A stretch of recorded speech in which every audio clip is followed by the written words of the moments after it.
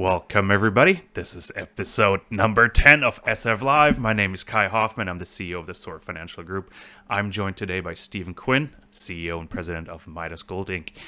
And Steve, I'm really excited to have you on. You're based in Idaho with your project, with the Stibnite project. Yourself are based in West Vancouver. I'm going to switch over to you in 1 second. I just want to remind our audience that we are having a live interactive format here.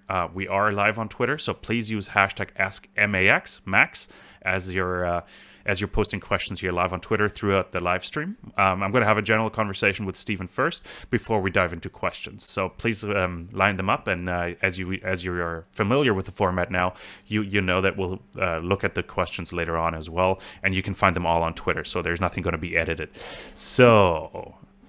My format has changed. Okay, let's remove that real quick, and I'm going to jump over to Stephen in just 3 seconds. In 3, 2, 1, and we're switching over. My stream keeps changing. Let's see how that goes. You're really big now. Let me live edit this here. But Stephen, you're in West Vancouver. Thanks for coming on the show. Great. Thanks very much for having us, Kai. It's great to have you on. We are fairly close to each other here. We're probably only like 5 kilometers away from each other, but we can't talk in person, and it's a bit unfortunate. But tell us, like, how is your day-to-day looking right now? Like, how have things changed for you? Well, we're on a work from home policy, as most of the world is, I think.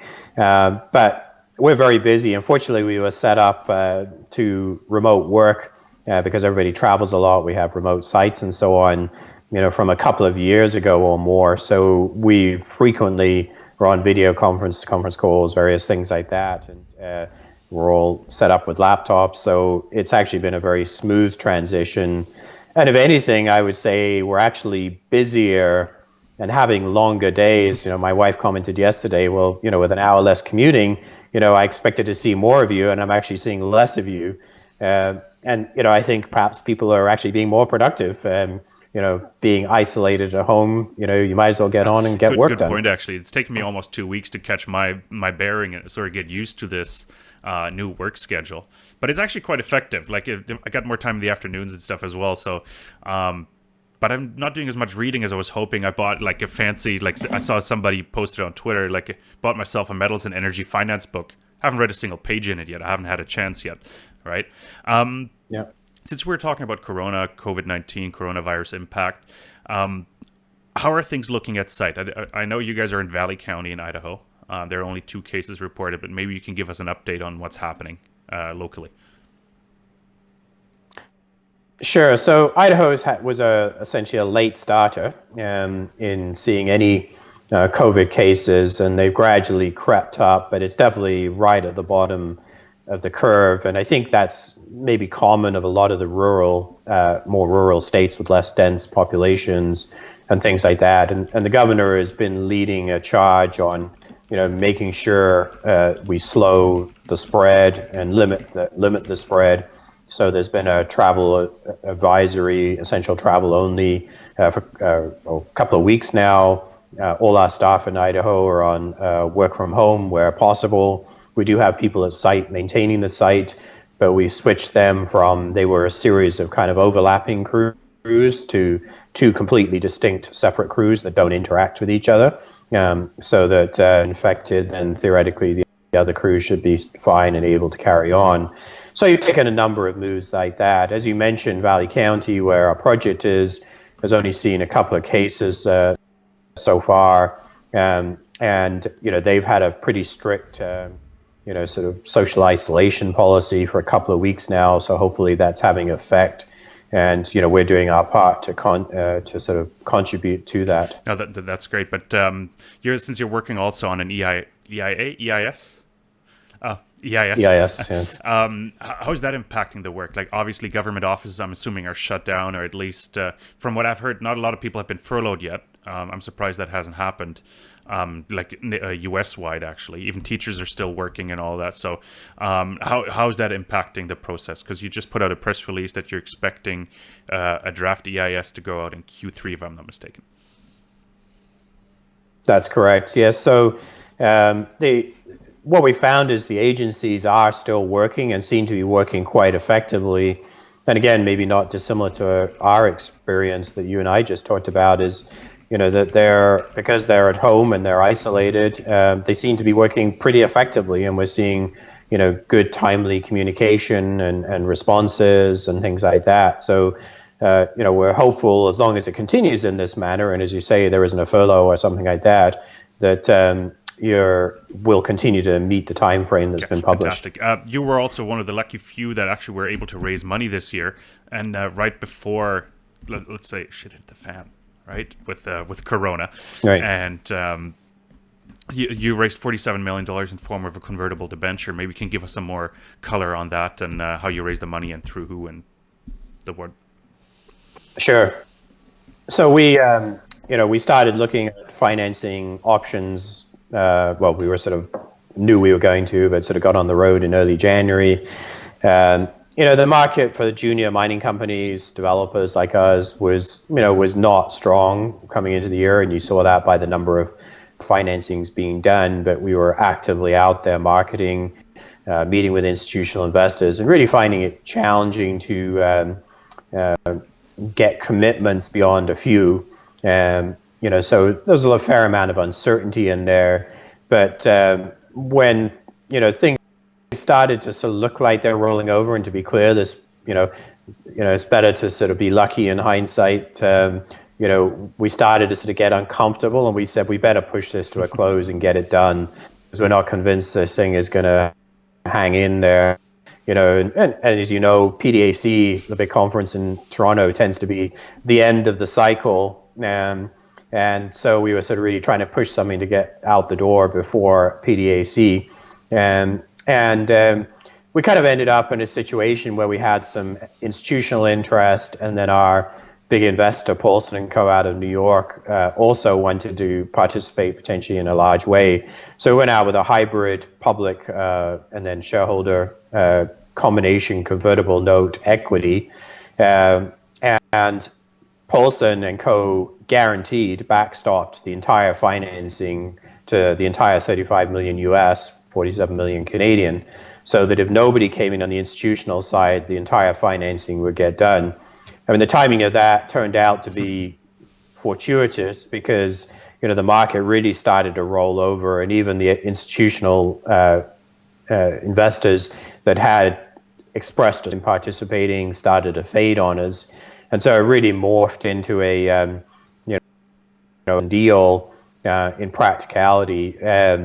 There was a repricing in the middle of that.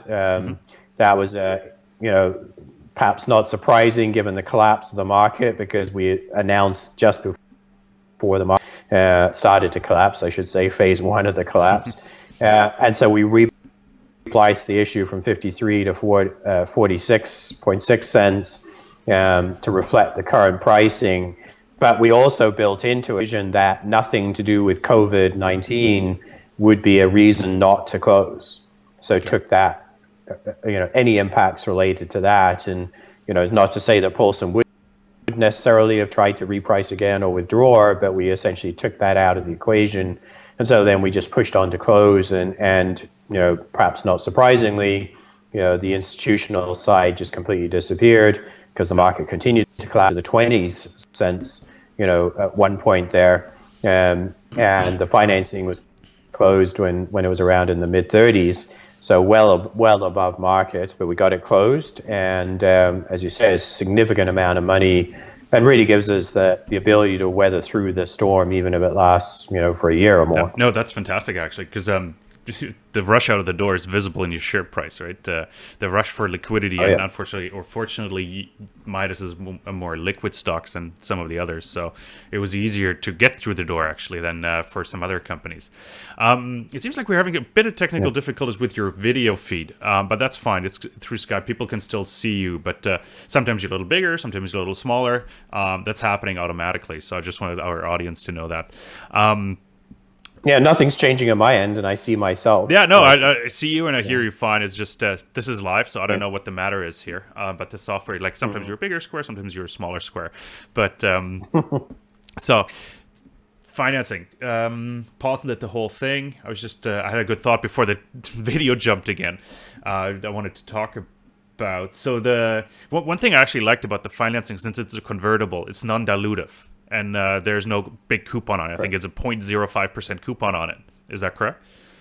That's correct. Yeah, it's 7-year money and 0.05% interest rate, and we can redeem after 4 years if the share price is twice the issue price. So if we're up into the 46.6 times 2, and we're above there, we can force redemption of the issue after 4 years.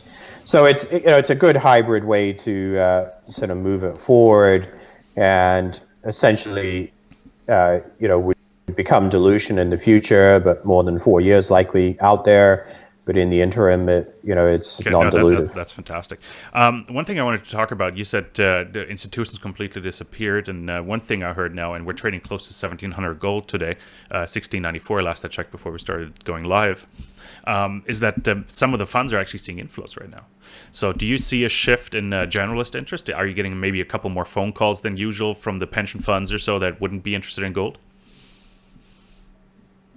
I would say to a limited extent, but very much the experience we saw all of this year is that the institutional inflows, they're happening, they're sporadic, they come, they go, but there's not a lot of conviction behind that money. And so the institutional investors are stories. Not into less liquid stories, and obviously they're institutions, so they're talking about buying $5 million worth of stock or $10 million worth of stock. So they're tending to play the big cap liquid stories in production because they tend to be the bigger, more liquid stocks. And the developers like a Midas are the ones that have sort of been left behind in that investment equation. And there's not interest, and we saw that until the market kind of blew up on us. There is institutional interest, but it's very nervous money that they're very concerned. And one big institution told me, they got a $50 million check in 1 week, and the next week that $50 million went out the door. How are you supposed to allocate funds like that? This that is just doesn't work. Correct. Exactly. And so they just go into Barrick and Newmont and ETFs or whatever, because until they get some stability, it's very hard to invest.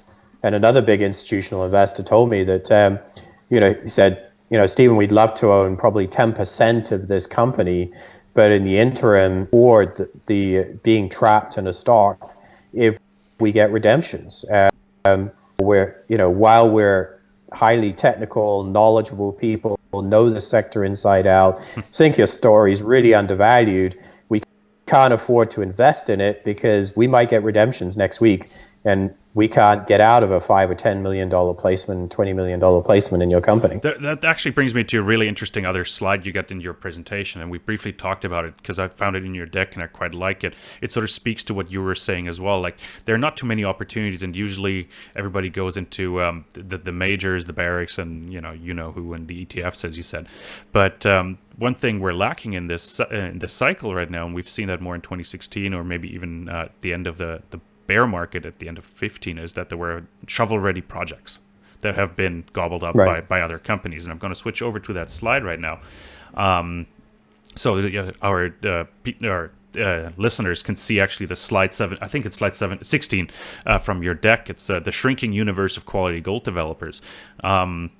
How do you see this now 1,700 gold environment and let's say 1,650 gold environment? Let's hope that stays. I don't like being too positive, but how do you see that having an effect on what's going on in the M&A space? Yeah, I mean, definitely what you've seen, M&A for the last little while has been asset disposals you've seen consolidation of the majors, Newmont taking Goldcorp, Barrick and Rheingold, things like that at the high end of the space. And, they're rationalizing assets, selling off some, bringing in new assets, whatever. And then it sort of gradually filtered its way down to, the intermediates and even junior producers starting to combine. But it really filtered into the development space. in this current cycle. If you go back a little bit, there was a significant number of development projects, as you said, from the last cycle that were out there that were more advanced and shovel ready, and they all got swept up. And so what you've left is a cupboard is bare type of situation where there's just very, very few quality projects out there that can produce ounce levels that make a difference to a major. Does a major care about 100,000 ounce mine? Not interested, not going down at all. And, Barrick's come out and said, they're looking 500,000 ounces a year minimum, that kind of level. And there's just so few projects out there. And even when you get to the intermediates, they're looking at 200,000-300,000 ounces a year. And all those projects have essentially been swept up and they're in homes already. And so where does the next generation come from? And when you look at the lack of exploration that's happened in the last even 10 years, it's just really left a depleted pipeline. And yes, there's another generation of projects going to come along through exploration success. But, those are a long way from getting to be shovel ready. They have to finish drilling. They have to get their resources, get pre-feasibility, a feasibility permit, construct. I mean, you're looking, 10 years lead time. So there's a very small number of projects that are sort of at the cusp. They're the ones that are ready to go to into development in the next year or two kind of time frame. And we think that should be a space that investors should be very interested in, because unlike the earlier stage projects, exploration is exciting. We've got a lot of history in exploration and it's great fun. But where is the value? The value is where you've already proven an economic deposit. You've got a pre-feasibility, you've got a feasibility, you're almost permitted or you are permitted, and you're about to start construction and so on. And yet and I'm sure everybody's familiar with the life cycle of a mining share chart that kind of looks like a sort of a peak, and then it drops down and then it goes up again. Where your value is the bottom of that dip in the life cycle of a mining share, because it's already a proven economic deposit. It's already well advanced. And yet you get really beaten up value-wise because it's not exciting like exploration, and you're not playing to the cash flow price earnings type audience, which you are once you're in production. And so you just kind of fall between the gap during that stage where investors sort of vacate the space. And it just leaves a huge value opportunity. And that's where, say, Paulson has stepped into Midas and seen that value opportunity. And to be blunt, they got a steal. They got a really good price. They're buying ounces in the ground for $20, $30 an ounce that are already economic, almost permitted, all ready to go into development. And those are pretty good transactions and pretty good pricing. So you're trading at 127 million market cap. That's crazy. So I'm just waiting for this cycle to finally start, and company or investors realizing that we're trading at close to $1,700 gold and that there's value to be had out here. So we've been Absolutely. Talking way too long now. Let's switch over to Twitter and see what kind of questions we're getting in here. And we've got a couple already, which are really good questions. I'm going to ask them. You can't see them, but our listeners can see them on the stream. The first one is actually from Vanessa Pickering, and I really appreciate that question because you guys are really strong in terms of community relations. I'm just going to pull up the whole question here because unfortunately on the stream, and that's my job for the weekend, is to find out how we can make the whole question be seen on the stream. But it's all here on Twitter. But has your joint let me just start with the beginning. So Midas community relations initiatives are phenomenal. You guys have a really good relationship in the Stibnite mining district with the locals, but there's also now an Idaho mining coalition with other mining companies. And have your joint marketing efforts with other mining companies or exploration companies helped your efforts in general? Like, what's the effect there? Oh yeah, absolutely. So just stepping back a bit, when I got into the Yukon in my prior company, we set up the Yukon Mining Alliance, and that proved to be really effective to get the jurisdiction better understood and for companies to feed off each other. And essentially, we essentially mirrored something similar in Idaho. So we've got a coalition of all the new mining companies, all the mining companies active in Idaho, whether they be exploration, production, etc. And then we're jointly marketing Idaho as a place to go for mining, because a lot of people don't know about mining in Idaho.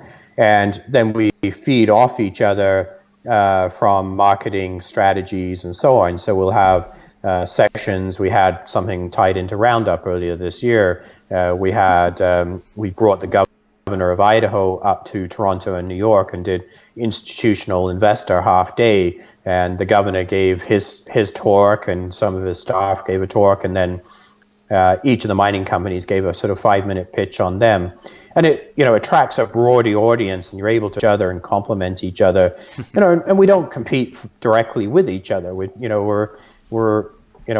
It's an unlimited audience, and so the more people you can get in the room, somebody may come to listen to one other company, but then they hear your story, and okay, that's good. And the more you can explain the jurisdiction, that all helps. And so it's definitely something we'll need to do and look to expand as a sort of a joint effort by, all the companies active in Idaho. No, that makes it cross-pollination, I think, is the term we're looking for here, because I think that makes a lot of sense. And sure. From what I hear, Idaho is really mining friendly. The former governor Butcher even joined a junior exploration company, and I think his predecessor, the guy before, the guy that followed him, is also very mining friendly. So he understands the industry. So let's get to another question here, and it's about the exploration upside at Stibnite. And that question came in from Resource Stock Digest. You already have close to 7 million ounces, but few talk about the potential that's there. So can you give us a little more color on the upside there? Sure. So, essentially what we did was drilled aggressively and did a massive amount of drilling, over 100,000 meters in about a 3.5-year period. And then we essentially got to the point where we were either going to turn left or turn right. Turn left, go do more exploration, add to the resource, or turn right and go start into development path, get feasibility study done, get permitting underway, etc.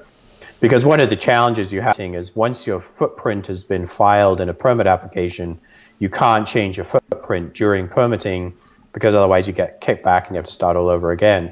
So you essentially freeze the exploration aspect to the story during that permitting process. And that's challenging because you don't have a flow of news and so on, which some of the Canadian companies are able to do.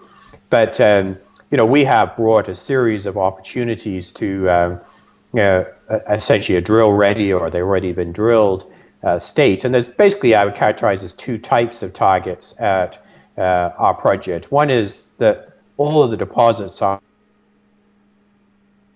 expansion, and we have incorporated expansions of pits into our permitting process, so that opportunity is kind of contemplated in the permitting. And so we could add years, whatever, of additional production by pushing those pits out into bigger areas. Then there's a second category, which is completely new deposits, and you can basically split that into two as well. One is that there's a series of small high-grade opportunities that were identified primarily in the 80s and 90s, but they were only operating then for oxides, and they turned out to be all sulfides. But they're very high grade, 8 grams-ish kind of grades. And what really interests me about those is, yes, we've got more bulk tonnage type potential, but we've already got a 12 to 15-year life.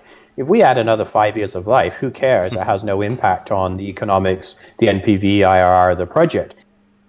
However, small tonnage high grade, that you could bring in year 1 or year 2 and really torque the return of the project by blending some 8-gram material with your 2-gram material, and maybe it's 10% of your feed or something like that. And that would really give you a kick start in your operational return. And so we're actually permitting underground access to the first of those high-grade deposits, part of the current permitting process. We're not permitting the production of it because we don't have enough data to do that. We got to drill it from underground, but we're permitting the access so we can get in there early and potentially bring those to the table, very early in the mine life, and that could be a real kickstart to the early operating life. And there is no doubt that there's a tremendous amount of exploration here. I mean, we basically drilled off 6.5 million ounces in 3.5 years, and if we kept going, how much more we had ended up with. But with 12 to 15-year life already, we kind of felt like we got enough to get going and head down the permitting path. Whereas NPV drops off after 10 years anyway, right? So adding more to it doesn't make Correct. a difference to the Exactly. economics at this point. So unless, of course, it's closer Yeah. or higher grade or something, but obviously. Right. And so that's the focus, is those small tonnage, high grade, which could increase the NPVIR of the project because of their early life potential. Steve, let's wrap this up here. We've been on the air for like 23, 24 minutes now, so that's the perfect format for it. For the listeners now, like, can you wrap Midas Gold into, like, put a bow around Midas Gold and sort of go talk about catalysts for the next 3 to 6 months, and just wrap it up for us. Sure. So, essentially what Midas Gold has is a large, high-grade, long-life, low-cost project in a good geopolitical jurisdiction. And, the key now is to get it through that bottom of the life cycle of a mining share, get it through the permitting process, get the feasibility study out, and head down the development path with one of the biggest, best grade mines out there in the world to be developed. Fantastic. Steve, thanks so much for joining us today. I hope you had it was informative, and I hope some of our listeners got something out of it. If you have any further questions, please feel free to still use the hashtag AskMax, or just contact us directly. That'd be great. Make sure to subscribe to our YouTube channel, and make sure you follow us here on Twitter. Thank you so much for tuning in.